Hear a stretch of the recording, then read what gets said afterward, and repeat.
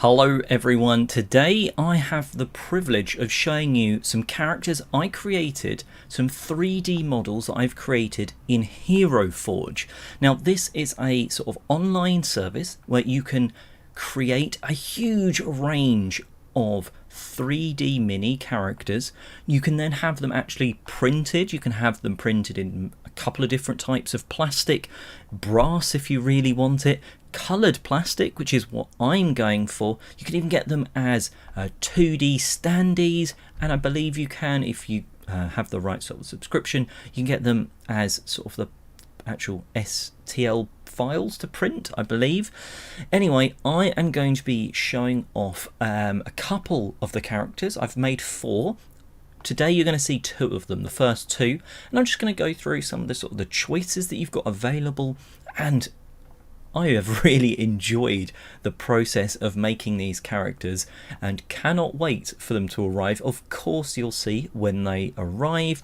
I'll put them on the little sort of pedestal thing that turns them around, so you'll see them in all their printed glory when they arrive. But let's have a look at the actual process.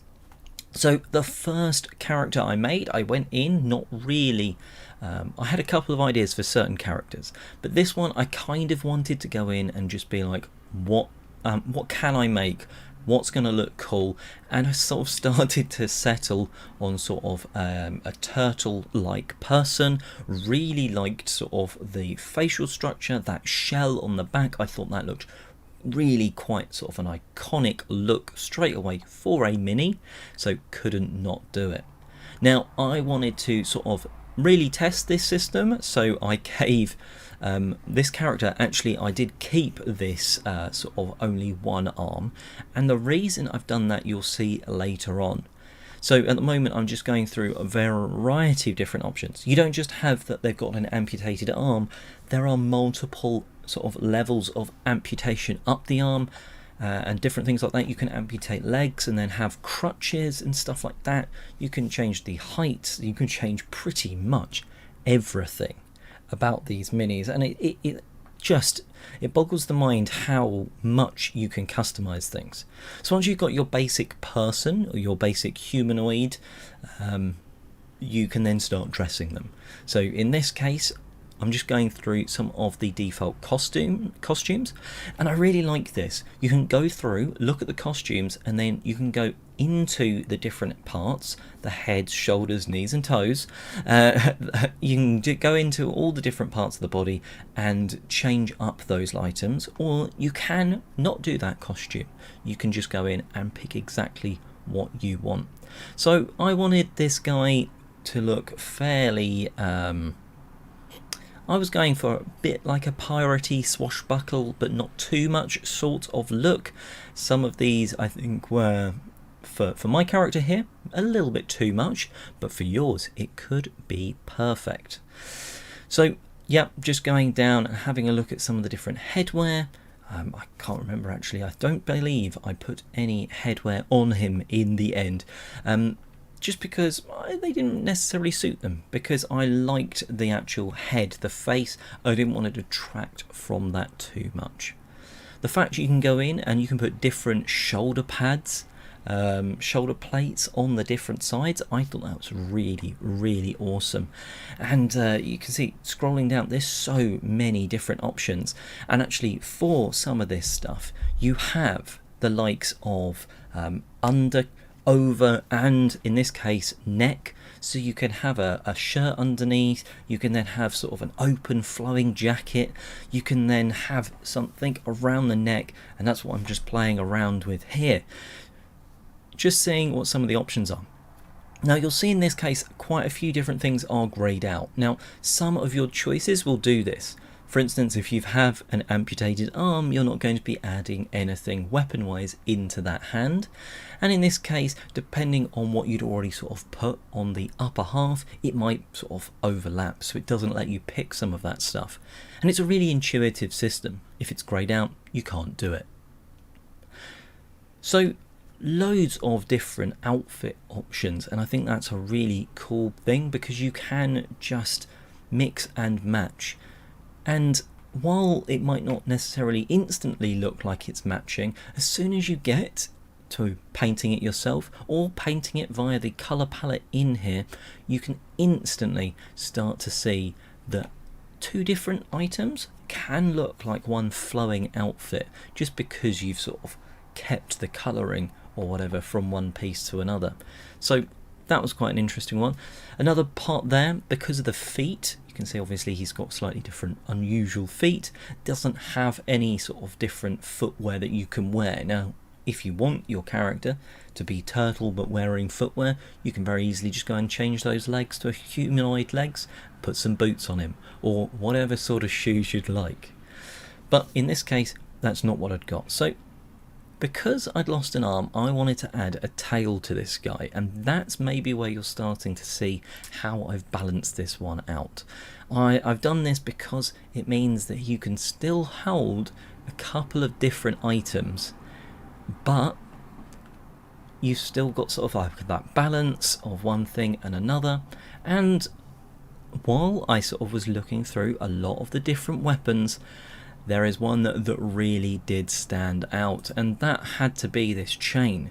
This chain just looks absolutely awesome, the way it wraps around, so dynamic, and it only gets more dynamic later on when we start looking at poses.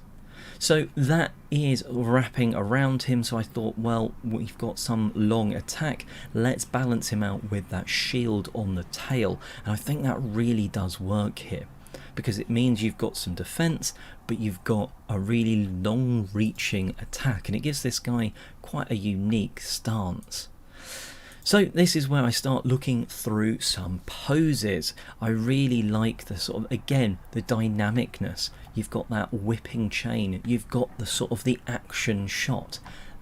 Some of the other poses I think are, again, some are quite comical. You've got everything from sat down, sneaking sort of poses. Sneaking I didn't think necessarily would work here, but I love how the chain sort of goes around. Again, each of these poses, the chain makes it look so dynamic, and you can even go in and adjust some of that stuff, which is what I'm doing here with the tail, because I wanted to bring that shield up and around so it is sort of protecting him what he's running into. And I kind of like the little story detail here that this character lost an arm but maybe still using the same shield, because there's that chunk been taken out of it, which maybe is when he lost that arm. I just thought that was a cool little extra story background element for this character, and I went through and sort of made sure that there wasn't too much clipping and obvious stuff like that. Then for me we get to the exciting part. We've got that dynamic pose, but what about colouring? So you can go through, and this is a really nice part. There's sort of a two-waved thing. You pick like the skin approach and you can completely customize that. You can go through and change it to pretty much any colour you want via this, and then later on via paints you really can. And then there is the theming, which just allows you to very, very quickly go in and say, I want it to roughly look like this. I want it to be more browns, silvers, golds, bright blues, oranges and stuff like that. You can go in, you can pick that, and then again you can go through and start customizing it. But I really liked the look of this rather instantly. Now I have gone in and made some tweaks because I just wanted to set some of the colours myself, because everyone's got their favourite colours, right? And I think it turned out really, really nicely. Particularly some of the bits I love about this character is the bold reds against the greens. That shell on his back just makes it such a unique looking character, and that chain with the dynamic pose and that sort of, like I said, that story element of the shield. I think it all just worked out really well, and I cannot wait for this one to arrive, and I'm going to call him Turtle Dude for now.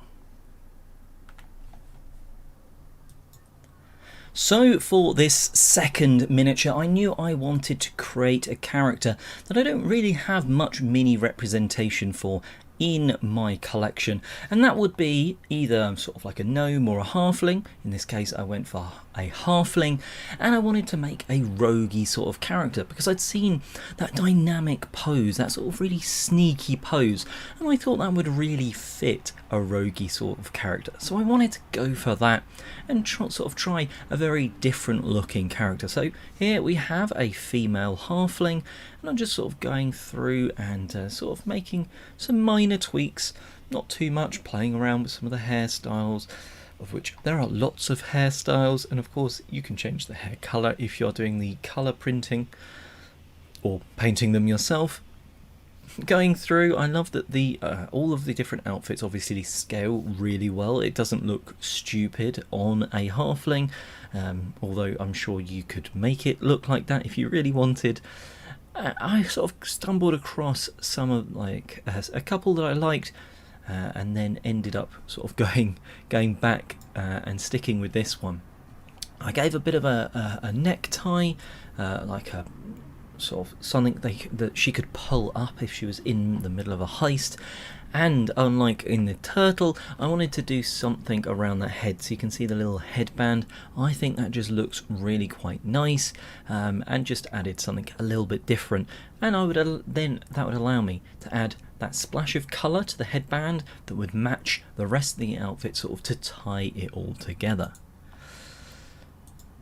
So going through, I ended up going through a few different like skirt options and stuff like this. Didn't really suit the character here, and I didn't think it really suited sort of a roguey sort of person, whereas this long trench coat really sort of did. And then it was on to weapons, so I was going for more of a daggery sort of thing. I stumbled across this sort of cool thing that was basically it looked like a blade on some knuckle dusters, some Wolverine style slices, a massive sort of ninja starry sort of item, so many cool things. In the end I decided to go for one of the double blades, and then on the other side I equipped a little hand crossbow, because I felt like if you're sneaking, you know, you're sneaking through different games, just take someone out from a little bit of a distance with a bow, or a crossbow in this case, and then stab someone else. That felt roguey to me. It might not to you, but I think it sort of worked quite nicely. That would allow her to then also be used for a ranged or a melee character, whatever sort of I saw fit. Now, one thing that I do like is that you can really customize everything, and that goes all the way down to what is actually on sort of what you have on your belt. And in this case, in most of these cases, on basically all the minis, I've added something because it just makes the character look like they're ready for a bit of a battle at least. And you see there, I saw a cape. Don't worry, a cape will return when I show you the next two miniatures. So I didn't put a cape on her this time. I didn't think it was necessary. I didn't think jewellery really seemed to fit her either, so we just went on to the next part. So because I thought rogue and we were going to have that sort of dynamic sneaking pose, why not add a couple of extras to the base, that, you know, some barrels that she was sneaking through. And you'll notice on each of the characters I've put sort of a textured base, and I really like that you can do that. I've tried to make sure that each one of them's different, so when the minis do arrive we'll be able to see what they look like, their differences, and they are pretty awesome looking. I think it's better than just having a plain base as well. It just gives the mini that bit of texture, you know, that bit of environment, and I think that's what these barrels do as well.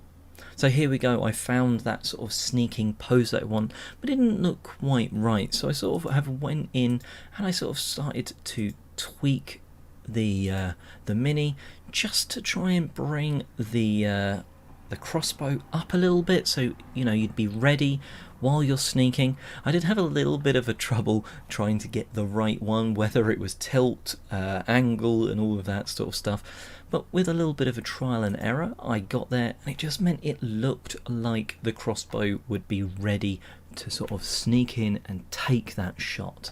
That's what I was aiming for there. I just moved around some of the components just to make sure that the bit on the belt was nicely on the belt. The sort of the barrels weren't clipping into that nice sort of flowing jacket, trenchy coat jacket that she was wearing. I just wanted to make sure that, you know, it wasn't going to be overlapping and stuff, and I think it turned out pretty nicely. And then of course we get through to the painting. So you've chosen the skin colour, and then you add on your sort of theming of the colour. I've gone for this very black colour, although with a nice bright grey, not white, sort of silvery hair. I thought it just made her stand out quite nicely. I went for the accent colour of purple, sort of a dark purple, but still a purple, and I think that worked quite nicely. And just tweaked some of the different things, like that little potion bottle on the side, and I went through and changed a number of the different elements. So this is sort of, you can pick most of the stuff, and then via another menu later on you can actually go in and you can change individual pieces. So this is here, so I've chosen the exact colour I want, and I've just gone in and highlighted a couple of things. So you can see, like the blade, I've made that like a purple blade. I've made sort of parts of the trench coat, the accent purple, just because I felt that sort of fit this character with those very blue piercing eyes, the white hair and the purple. Sort of needed some splashes of colour, because otherwise just black it would look a little boring miniatures wise, but I think it has turned out really, really well. And like I say, you can see me going in, and you can go in and just change little bits, or the whole trench coat, or the belt, and different things like that, and I think it looks really cool. The fact you can go in and just tweak such small little bits, I'm sort of wowed by this. But that is the second miniature. Make sure you check back for 3 and 4, and then of course when the minis arrive I will put a video up on the channel then.